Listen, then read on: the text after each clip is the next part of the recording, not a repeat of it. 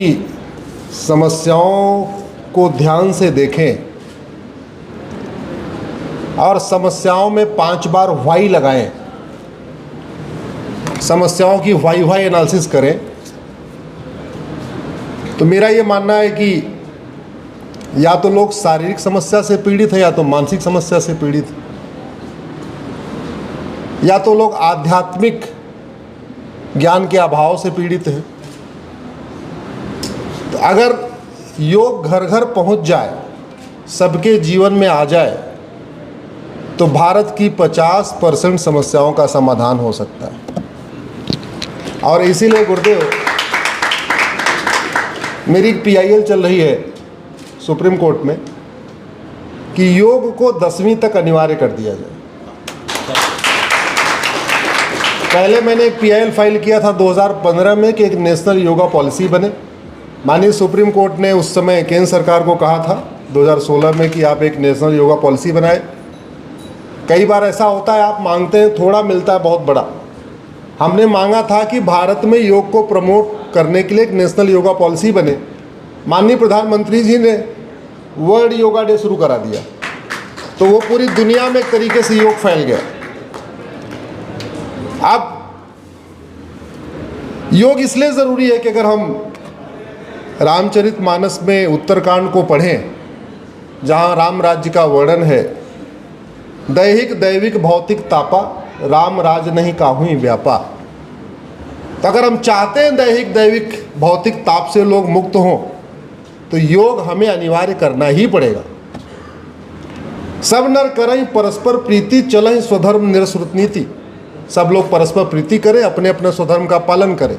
वो तभी हो सकता है जब आदमी मानसिक रूप से स्वस्थ हो, शारीरिक रूप से स्वस्थ हो, आध्यात्मिक रूप से पुष्ट हो। और वो तभी हो सकता है जब वो प्रतिदिन कम से कम घंटे, 1.5 घंटे, 2 घंटे योग करता रहे। अल्प मृत्यु नहीं कौनो पीरा, सब सुंदर सब बिरु शरीरा। किसी को अल्प मृत्यु नहीं थी उस समय। वो तभी हो सकता है जब योग सबके घर में हो, घर घर में हो, महिला भी करे, पुरुष भी करे। भाई, भारत की जनसंख्या लगभग 150 करोड़ हो चुकी है, तो उसमें से 75 करोड़ तो हमारी बहन बेटियां, हमारी माताएं हैं। तो योग जितना पुरुषों के लिए अनिवार्य है, उससे ज़्यादा हमारी बहन बेटियों, माताओं के लिए अनिवार्य है। और वो तभी हो सकता है जब योग अनिवार्य कर दिया जाए स्कूलों में, प्राइमरी के स्कूल में, जूनियर हाई स्कूल में अनिवार्य कर दिया जाए। सब उदार सब पर उपकारी, विप्र चरण सेवक नर नारी। सब बड़े उदार हैं, मैं रामराज की बात कर रहा हूँ, और बड़े प्रेम से रहते हैं। विप्र के चरण में सब लोग अपना सिर भी नवाते हैं। वो तभी आ सकता है जब योग अनिवार्य हो। सबके गृह हो ये पुराना, रामचरित पावन विधि नाना। मेरा यह मानना है भारत में एक योग क्रांति की आवश्यकता है, और वो शुरुआत हो चुकी है। और उसमें गुरुदेव आपके विश्वविद्यालय का बहुत बड़ा योगदान है।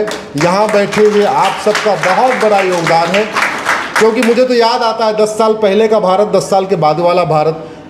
तो ऐसे लगता है कि योग में जितना काम अभी हुआ है, जितना काम हुआ है, इतना हमने तो कभी नहीं देखा था। और आज की डेट में कई बार तो ऐसा होता है कि आप रेलवे से जाइए, सुबह 5 बजे अगर आपकी ट्रेन कहीं स्टेशन पे पहुंचती, तो आपको वहाँ स्टेशन पे भी लोग योग करते हुए मिल जाते हैं। मैंने खुद कई बार एहसास महसूस किया। 5-6 बजे के आसपास रेलवे स्टेशन देखा। आप ट्रेन से गुजरिए, 5-6 बजे के आसपास रेलवे ट्रैक के दोनों तरफ अगर कुछ हरियाली है, तो वहाँ भी आपको योग करते हुए लोग मिल जाएंगे। इतनी बड़ी जागरूकता आ चुकी है। काम बहुत हुआ है, लेकिन बहुत कुछ करने की ज़रूरत है। एक बार मैं गुरुदेव दुनिया के देशों पर अध्ययन कर रहा था कि किन देशों में रूल ऑफ लॉ कमज़ोर है और किन देशों में रूल ऑफ लॉ अच्छा है, किन देशों में शांति है और किन देशों में अशांति है। तो मुझे दोनों के जो बीच में भेद नज़र आया कि जहाँ योग जितना ज़्यादा है, वहाँ उतना ज़्यादा शांति है, उतना वहाँ समृद्धि है, वहाँ उतनी खुशहाली है, वहाँ उतना आत्मसंतोष है। और जिन देशों में आत्म योग का अभाव है, वहाँ उतनी अशांति है, वहाँ उतनी बदहाली है, उतना वहाँ मतलब अराजकता है। उदाहरण के लिए अगर आप टॉप 20 कंट्रीज़ को देखें जहाँ पे अशांति बहुत ज़्यादा है, आपका यमन अशांत है, कांगो अशांत है, ईरान अशांत है, इराक अशांत है, सूडान अशांत है, इजिप्ट अशांत है, सीरिया अशांत है, बांग्लादेश अशांत है, फिलीपींस अशांत है, सोमालिया अशांत है, पाकिस्तान अशांत है, नाइजीरिया अशांत है, तजाकिस्तान अशांत है, अफगानिस्तान अशांत है। तो मुझे वहाँ एक जो बेसिक चीज़ कमी नज़र आती है कि वहाँ के लोग योग नहीं करते, वहाँ योग का अभाव है। तो मुझे सीधे सीधे अराजकता को आप अगर कनेक्ट करें दुनिया में, जिस देश में जितना योग कम है उतनी ज़्यादा अराजकता है, जहाँ जितना ज़्यादा योग है वहाँ उतनी ज़्यादा शांति है। तो अगर हम चाहते हैं विश्व शांति हो, विश्व में जो इतनी अराजकता फैल रही है वो कम हो, योग यही तरीका है। आप किसी नक्सली को ज़्यादा नहीं 30 दिन लगातार सुबह 2 घंटे योग कराइए, मैं गारंटी के साथ कहता हूँ नक्सलवाद छोड़ देगा। किसी माओवादी को 1 महीने लगातार योग करा दिए, माओवाद छोड़ देगा। किसी अलगाववादी को रेगुलर 2 घंटे सुबह योग कराइए, अलगाववाद छोड़ देगा। किसी आप जो भी अलग अलग तरीके के लोग अपराध करते हैं, चाहे वो साइबर क्राइम कर रहे हैं, चाहे साइबर फ्रॉड कर रहे हैं, या जो भी है एक्सटॉर्शन कर रहे हैं, या जो भी कर रहे हैं, इसलिए अब समय आ गया है कि भारत के सभी जेलों में कम से कम, भारत नहीं बल्कि पूरी दुनिया में सभी जेलों में सुबह के समय 2 घंटे योग अनिवार्य कर देना चाहिए। और आज मैं आपके सामने वादा करके जा रहा हूँ, मैं इसका एग्जामिन करा रहा हूँ, और अगर ये रेगुलर नहीं हो रहा होगा तो इसके लिए भी PIL करूँगा कि भारत के सभी जेलों में, क्योंकि रिफॉर्म करने का इससे बढ़िया कोई तरीका ही नहीं है। और उनके पास कोई काम तो है नहीं, जेल में बैठे हुए, मैं कह रहा हूँ 2 घंटे क्या, उनको शुरुआत में 5-5 घंटे कराइए, उनका भी टाइम बीतेगा, उनका भी शरीर स्वस्थ होगा और फुली और रिफॉर्म्ड होके निकलेंगे। अभी निकलने के बाद भी कई बार आता है, जमानत पे आते हैं, एक क्राइम करके जाते हैं, जमानत पे आते हैं, दूसरा क्राइम शुरू कर देते हैं। मैंने पंजाब का एक एग्जाम्पल देखा अभी लेटेस्ट, मेरे पास ऐसे केस आते रहते हैं कोर्ट में। ड्रग स्मगलिंग में गया था जेल, 6 महीने जेल में रहा, बाहर आया तो ह्यूमन ट्रैफिकिंग करने लग गया। अगर उस 6 महीने उसको रेगुलर योग करा दिए होते ना, तो आके वो ह्यूमन ट्रैफिकिंग नहीं करता। गया था नशा तस्करी के अपराध में, लौटा तो मानव तस्करी करने लग गया। इसका मतलब उसको रिफॉर्म नहीं हुआ, इसका मतलब उसके अंदर परिवर्तन नहीं आया। तो आप आवश्यकता इस बात की है कि सभी जेलों में भी, मैं वकालत करने के पहले गुरुदेव इंजीनियर था, मैं मारुति में नौकरी करता था। जापान में सभी कंपनियों में, सरकारी कंपनियों चाहे प्राइवेट कंपनियों, शिफ्ट की शुरुआत में 20 से 30 मिनट का योग होना ही होना है।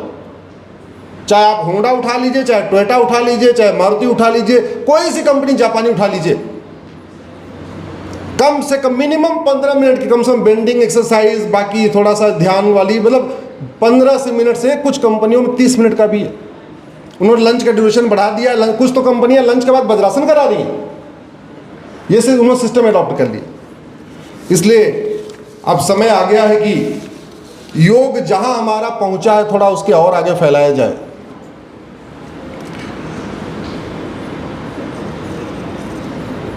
भारत में अगर हम चाहते हैं गुलामी की सोच खत्म हो,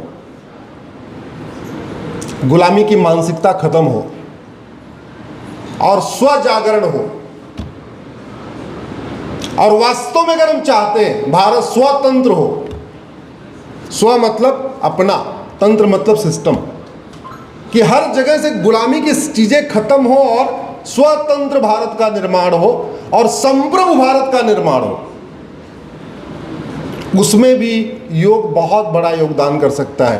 prevention is better than cure. योग जितना प्रमोट होगा बीमारियां उतनी कम होंगी, इसका मतलब हेल्थ का बजट उतना कम होगा, हेल्थ का बजट उतना कम होगा, इसका मतलब टैक्स पेयर के ऊपर बर्डन कम होता चला जाएगा। अगर अभी 1 लाख करोड़ का बजट है हेल्थ के ऊपर, इसका 10,000 करोड़ रुपए योग पे खर्च कर दिया जाए तो मेरा मानना हेल्थ बजट 50% कम हो जाएगा, यानी 1 लाख से 50,000 करोड़ आ जाएगा। तो खर्च किया हमने 10,000 करोड़ और बचत हो गई 50,000 करोड़ की, तो 40,000 करोड़ एक्स्ट्रा हमारा बच गया। इसलिए जो भारतीय हमारी ये चिकित्सा व्यवस्था है, योग, नेचुरोपैथी, एक्यूप्रेशर, प्राणायाम, आयुर्वेदा, इसको प्रमोट करने के लिए दोबारा फिर से युद्ध स्तर पे काम करने की ज़रूरत है। पिछले 10 वर्षों में बहुत काम हुआ है, अलग एक मंत्रालय बन गया है, आयुष मंत्रालय बन गया, काम तो हुआ, लेकिन करने की और ज़रूरत है। क्योंकि बीच बीच में कभी कभी देखता मैंने गुरुदेव, उदाहरण के लिए एक आयुष्मान कार्ड है, बहुत बढ़िया स्कीम है। आयुष्मान भारत योजना पूरी भारत की सबसे बड़ी, दुनिया की सबसे बड़ी स्कीम है। जब मैं उसकी गहराई पे गया तो बाबुओं ने क्या खेल कर दिया, नाम है उसका आयुष्मान भारत, लेकिन आयुष पे लागू नहीं होता। नाम है उसका आयुष्मान भारत, लेकिन आयुष्मान भारत के जरिए आप कहीं योग में अगर आप न चाहें करिए तो उपचार नहीं करा सकते, नेचुरोपैथी से उपचार नहीं करा सकते। नाम है आयुष्मान भारत, लेकिन लागू होती केवल विदेशी चिकित्सा व्यवस्था पर। तो मैंने उसके लिए एक PIL फाइल किया कि भैया आयुष्मान भारत तो आयुष पे चलना चाहिए। जब कार्ड है आयुष्मान भारत तो उससे इलाज आयुष पे होना चाहिए, आयुष पे चलता ही नहीं है, वो तो विदेशी चिकित्सा पे चलता है। और मैं कई बार पब्लिकली कह चुका हूं और आप लोगों से भी आग्रह करता हूं, इस विषय को बढ़ाइए। भारत के प्रत्येक गांव में एक योग मित्र की आवश्यकता है। एक योग मित्र, जिसे हमने शिक्षा मित्र का कॉन्सेप्ट रखा, बैंक मित्र का कॉन्सेप्ट रखा है। मेरा मानना है प्रत्येक गांव में एक योग मित्र की आवश्यकता है।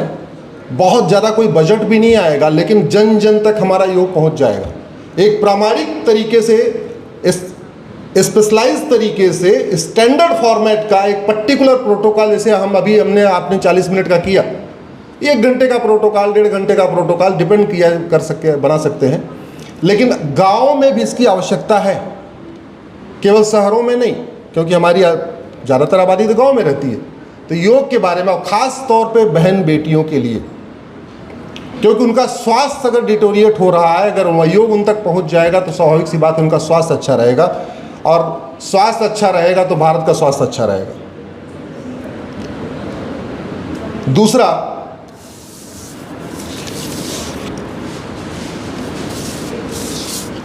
हमने अपने पूर्वजों के नाम पे उनके नाम को आगे बढ़ाया नहीं।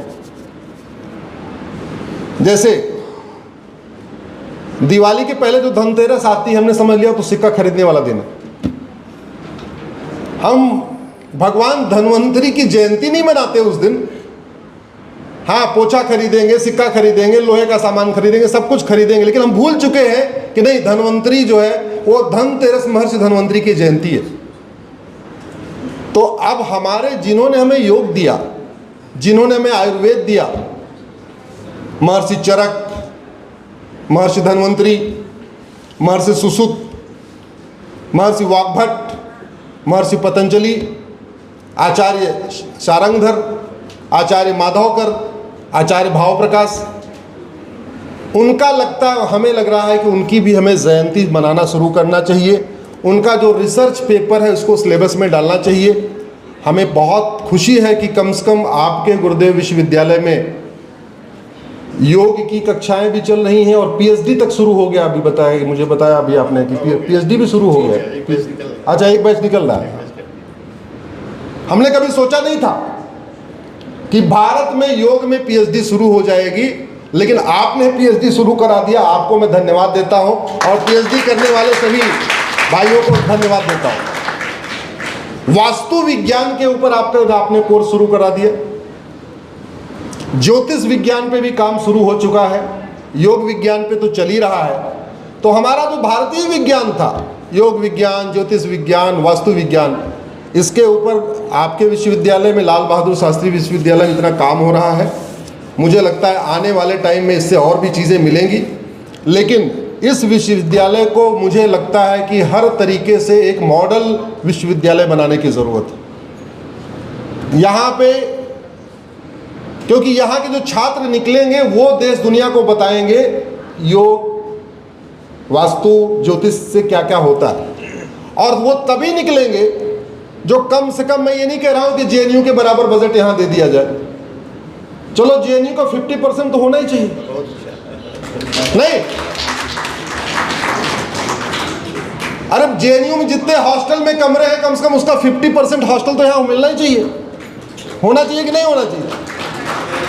वो सुविधाएं, मैं ये नहीं कह रहा हूँ JNU में सब गड़बड़ी होता है, सब ठीक भी होता है, इसलिए मैं नहीं कह रहा हूँ JNU बंद हो जाना चाहिए। मैं कह रहा हूँ लेकिन JNU में जितना बजट जा रहा है उसका अगर आधा बजट भी यहाँ आ जाएगा तो बहुत काम हो जाएगा।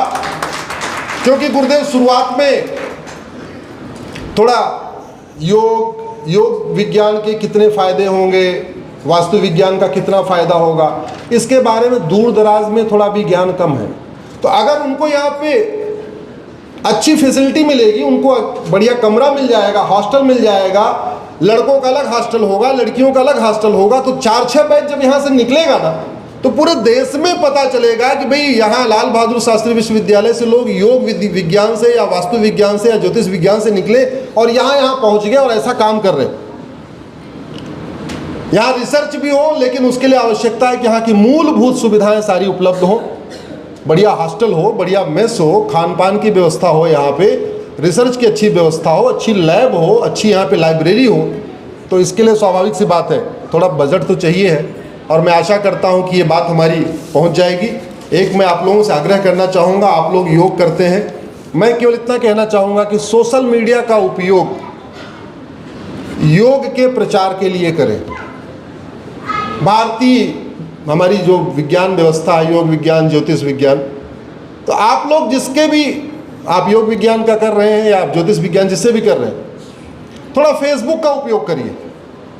मैं इसलिए कह रहा हूँ गुरुदेव कि भारत में 10 करोड़ लोग ट्विटर, 5 करोड़ लोग ट्विटर यूज़ करते हैं और 50 करोड़ लोग फेसबुक यूज़ करते हैं। 1:10 का रेशियो है। गांव देहात छोटे कस्बों में लोग ट्विटर वगैरह यूज़ नहीं करते, वो फेसबुक यूज़ करते हैं। तो इस विश्वविद्यालय के बारे में अधिक से अधिक जानकारी तब होगी जब पहले इस विश्वविद्यालय के लोग लिखना शुरू करेंगे अपने अपने। और अगर आपके 500 फेसबुक फ्रेंड हैं तो आपकी बात को 500 लोग पढ़ेंगे। आपके अगर 5000 फेसबुक फ्रेंड हैं तो आपकी लिखी हुई बात को 5000 लोग सुनेंगे, 5000 लोग पढ़ेंगे। तो फेसबुक का उपयोग केवल और केवल विश्वविद्यालय के प्रचार प्रसार, योग के प्रचार प्रसार, आयुर्वेद के प्रचार प्रसार, वास्तु के प्रचार प्रसार, क्या क्या यहाँ होता है, कैसे नहीं होता है, वो केवल दिल्ली के लोगों को नहीं पता होना चाहिए, बल्कि लद्दाख से लक्षद्वीप, कच्छ से कामरूप तक सबको पता होना चाहिए कि यहाँ क्या क्या कोर्स चल रहा है, यहाँ क्या क्या व्यवस्था है। थोड़ा उसका उपयोग करिए। आप लोगों ने इतनी देर सुना, मैं बहुत बहुत धन्यवाद देता हूँ। आपने मुझे बुलाया गुरुदेव, बहुत बहुत आभार व्यक्त करता हूँ। भारत माता की। थोड़ा सा इस पर भी प्रकाश डाल रहे हैं 5 मिनट से। अच्छा, ऐसी ही और वीडियो को देखने के लिए चैनल को सब्सक्राइब कीजिए, वीडियो को लाइक कीजिए, कमेंट कीजिए और शेयर कीजिए। धन्यवाद।